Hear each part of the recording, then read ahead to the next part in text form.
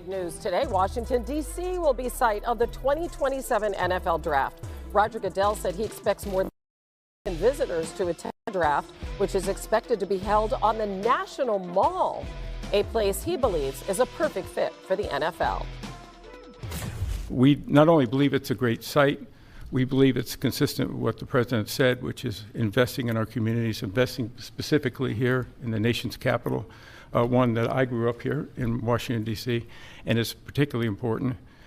We think we can have a tremendous impact on this community, and it will not just be an event, it will be something that will show the world how far the nation's capital has come and where it's going. So we're very excited about that. Here's an idea of how many people we can expect in the nation's capital in 2027. So Green Bay had about 600,000 people attend this year's draft. Just over 100,000 people actually live in the city. Almost 7 times as many people live in Washington, D.C. It is a bit easier to get to than Green Bay. And the all-time record, 775,000 people in the 2024 draft in Detroit. Well, the Kansas City Chiefs are finishing up rookie minicamp today, and Andy Reid sounds impressed by his new class, especially first-round pick Josh Simmons, who's working to get fully healthy and help protect his quarterback. So Josh is doing mostly the individual work. We try to keep him out of the team stuff if we're going against a defense. So just taking it slow here. We're just kind of getting a feel where he's at. You know, I'm pissed. You know, it was the biggest season we had. Everybody had all the tools to win an Natty, which we obviously did. But, I mean, I just had to kind of grow up and just, you know, put all that frustration into rehab and, you know, just get after it. Well, the Chiefs made some major changes to that offensive line that started Super Bowl 59 on top of obviously taking Simmons in the first round. They signed Jalen Moore to play left tackle with the departure of Joe Thuney. They're moving Kingsley Suamataia to left guard.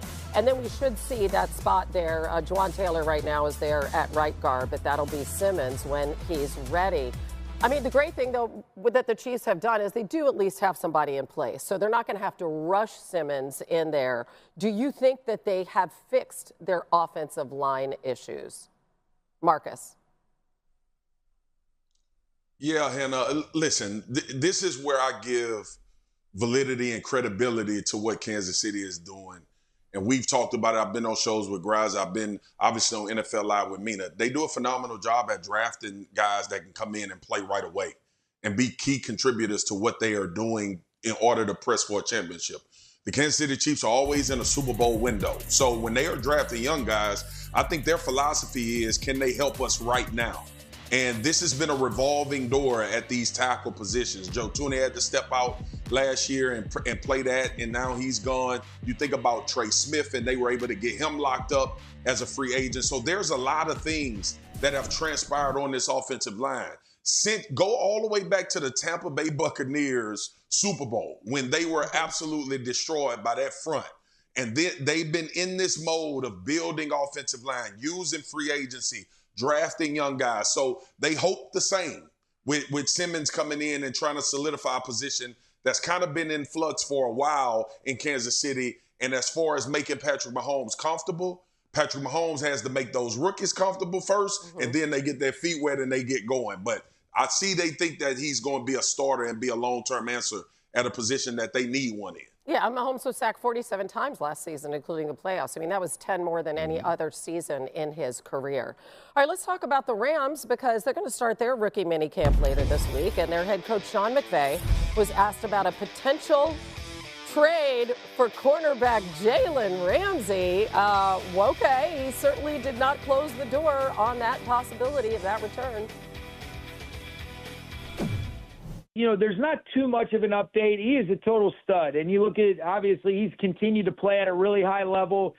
And so there are a lot of layers when you're talking about a player of his caliber, all right, you know, with regards to the contract, the compensation that they would be looking for in exchange for receiving a player of his magnitude. And so we're never going to shy away from opportunities to increase the competitiveness of our roster or add great players, as long as it fits within the framework of everything that an acquisition like that would entail.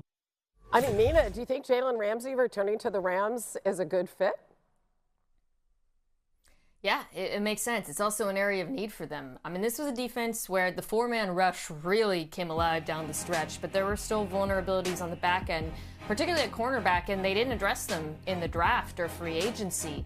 Jalen Ramsey, maybe he's getting up in the years, but let me tell you, he can still play. He was incredibly effective last year for Miami, playing on the outside. If he was to come back with the Rams, he could play outside. He could also play that star position that he played during their Super Bowl run. So this, to me, would make a ton of sense, and obviously there's a familiarity there as well. Okay, now on to something that really doesn't make a ton of sense, but it did happen, so we have to show it to you. So we have Vikings receiver Justin Jefferson. He's down in Miami, okay, for the Miami Grand Prix. And he's throwing the football around with McLaren driver Oscar Piastri down there in Miami. This is on Thursday. So Piastri goes on to win his third consecutive race, and he had promised Jefferson on Thursday that he would do the gritty if he won. Now, he qualified fourth, so he didn't think he was going to win. And Swagoo, what do you think about his gritty? Because, I mean, he did make good. Nope. When your body can't move that well, you drive cars, okay? Stick to what you know, brother, because that is awful. First, why didn't he have Justin show him before this? Or if he did, he didn't listen at all, okay? Congrats on winning the Prix, but, brother, don't do that no more. He didn't think he was going to win, apparently, because he qualified fourth. But, I mean, don't we have to give him some respect, Mina, for, like, you know, making good on the promise? No.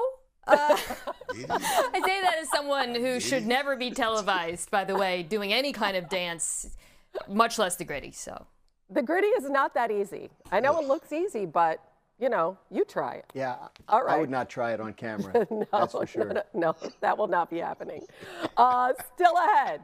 Hall of Fame expectations for Justin Herbert. Find out what Coach Harbaugh thinks his quarterback's reaction would be to that idea. He would kick me in the shins if I said that to him.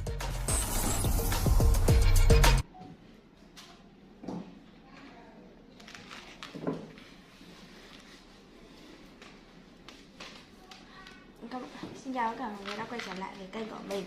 Hôm nay mình sẽ hướng dẫn các bạn làm vòng tay bằng hạt màu hồng này nhé.